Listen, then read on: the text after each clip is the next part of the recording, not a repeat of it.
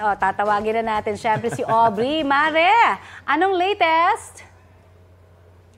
Eto na, Maring Connie at sa mga mare ko dyan na nag-aabang ng Barda News. Eto, dahil nag-aabang kayo ng Barda News, eto kasi may special limited series na maging sino ka man, ni-reveal ng ilang cast kung sino nga ba kina Barbie at David Licauco ang mas sweet.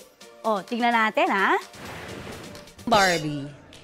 Barbie. Barbie, siyempre ako. Siyempre si David sa akin. Si Barbie. Nakabalak sa akin, oh. Kriminal ka ba?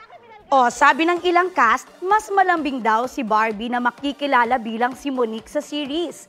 Mas astig naman daw si David, nagaganap bilang si Carding. At speaking of Barbie, blooming in pink siya sa meet and greet with fans sa Bulacan. Kwento pa ni Barbie sa akin, maulan man ay ramdam niya ang mainit na pagmamahal ng kanyang supporters.